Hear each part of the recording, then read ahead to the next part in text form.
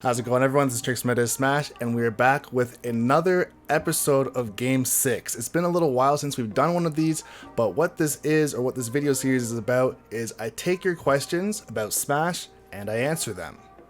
So today's question is, how do you find the motivation to sit down and practice movement as well as combos in training? So this is a question that I get from students quite a bit who are just trying to get better at the game and they don't really understand the application or the purpose of the training mode sessions. Like, they understand why they should go to training mode because the idea is to train, and how do you actually get use out of it rather than feeling like it's just grinding or a waste of time. And one thing I really want to point out is every single top player is someone who trains in the training room or has some sort of practice regimen of some sort. And I want to stress the importance of actually trying to grind these combos or practice movement, because the thing is, if you practice this for hours and hours and hours and you fail at it for hours and hours and hours, when you get to a point where you can actually do it properly, you aren't bringing all of those failures with you into every single match. You're only bringing the experience that you got from all those failures. So for example, if you're playing like Peach or Ice Climbers or someone who has like a very technical combo game, maybe Ken, something like that, and you're working on a super hard combo, if you've failed at it multiple times and you've broken down, okay, here's what I'm doing wrong, or at least you've seen obviously on the combo counter that it's not working, or if you try it in a real game against somebody and they get out of it, that there is some work to do. But once you finally get it down, and for me, I'll say a combo that I think of right away is the active hop combo. I couldn't tell you how many times I've messed that up. I still mess it up. But the thing is, more often than not, when I need to get it done and I need to actually execute it on the spot on someone who's actually quite good, I am able to do it. But the reason is because I saw the value in actually practicing it tons of times, probably thousands of times at this point. And the motivation to actually practice these things is when you look up to these other players who are actually quite good or getting very high placings. I'm assuming you want to try and place like they are. So the motivation should be, I want to have a reputable name, or I want to win more in tournaments. So how do I do that? I need to practice my edge guarding. I have to practice my ledge trapping. Even if you want to come up with your own way of how you want to practice or what you want to practice, the craziest thing is a lot of people think that there's one way to do things right. And if you don't do that, everything else you do is wrong. So that's not true. It's clearly not true, because you take a look at different pro players, for example, that play the same character, but they don't play the same way. I think of Light and Louis Money, for example, playing Fox. Their Foxes are not even close to the same, but they're both very high caliber Fox players. So is what one person practices better than the other person? Do they even practice the same things at all? Maybe there's a cross section as well. The point is, where they see value is the fact that they are actually practicing in the training room, practicing combos, practicing tech chasing, practicing platform extensions, whatever it might be, jab lock setups, and then when it's time to execute it, they're able to do it. So to go along with that, if you've ever been in a situation where maybe you're watching back one of your replays and you thought to yourself, you know, if I had wave landed on this platform, I would have been able to shield in time rather than just air dodge up and then try and shield, and I got caught while I was falling to the platform. For example, something like that. If you never practice wave landing, then situations like that are going to continue to occur. And realistically, that's a very small and kind of specific example, but something like that is something that a lot of people just never practice because they don't think the implications of it really matter that much until they really matter, and it only matters once. But the punchline is, if you are practicing these things, sometimes all you need is for it to work one time. And that can be the difference between first and second place.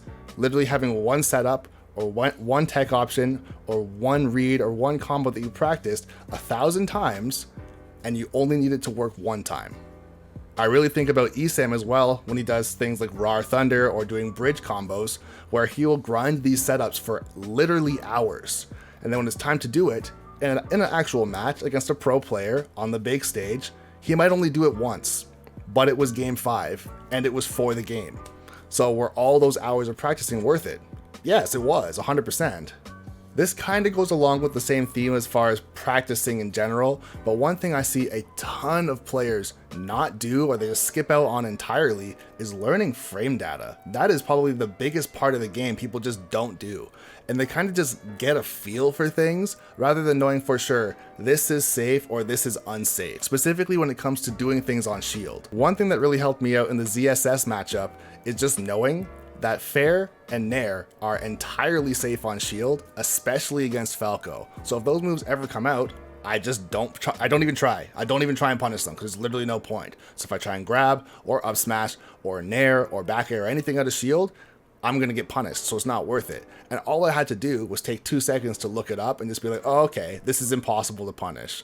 It's kind of sad that's just how it is, but that's just how it is. So if you're someone who's, let's say, struggling with a matchup like that, or you're struggling with the Pikachu matchup or the Joker matchup, or maybe it's the Rob or the Bowser matchup, and there's just things where it's like, wow, this character has no lag. It's like, no, they do, but you're trying to punish moves that they know are safe. And once again, that can be the difference. Think about how much effort it really does take to go online, look up the frame data of, let's say, Joker's back air and know that it's -4 on shield, and if he ever does it, don't try and grab that. So this means that if you're in the corner, or if he's back airing your shield, or any opportunity that he can actually throw out a back air and hit your shield, or just be right in front of your face at all, don't try and grab. And if you do try and grab, there's a good chance you're going to get hit and you're going to lose.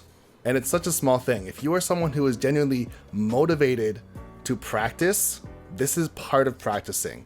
Watching your VODs back is part of practicing. Knowing frame data is part of practicing. Knowing how characters' moves interact with each other, knowing the properties of a move, if it's disjointed, if it has super armor, if it has priority over your moves, even if it doesn't have a disjoint, all of these things are super important for winning. And if you're someone who might be a little bit lost on where you're trying to go as far as, I don't know what to practice, I don't know what to look up, that's a really good start. Frame data, for sure.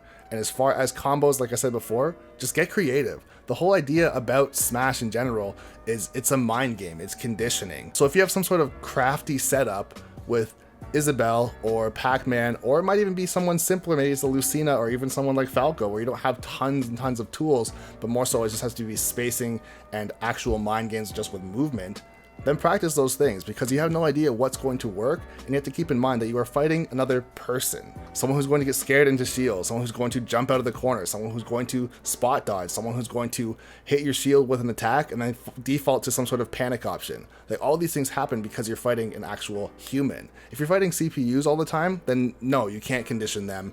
You can't really make reads or anything like that. And that's why the training room can sometimes be a little bit disheartening for a lot of players. And this blows my mind too, that so many people say if something's not a true combo, it's not worth learning.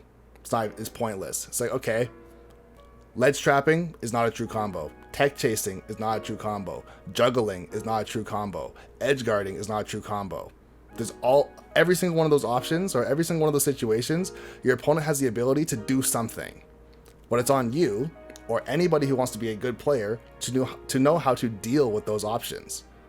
If you think, okay, if it has to be true combos or else nothing, there's no point, why wouldn't every pro player only do true combos? Think of it that way. And not only that, some of the best characters in the game don't have very many true combos that end in 0 to deaths.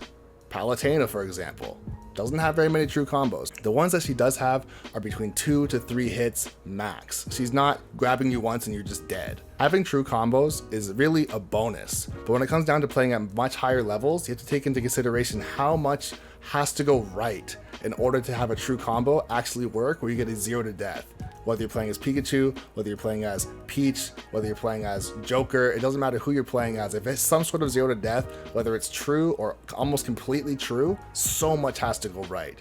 So instead, pro players a lot of the time rely on conditioning and making reads and memorizing their opponent's habits. All of that, in my opinion, way more important than true combos. If true combos were the most important thing in the game, all the super heavy combo characters would be the best characters in the game.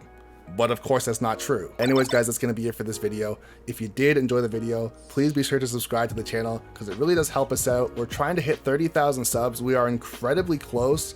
And like I said, if you did enjoy the content, please be sure to subscribe. Also, be sure to join the Discord to submit a question for Game 6, so maybe your question can be in a future video. And once again, this is Trixx from MoS Smash saying thanks for watching the video.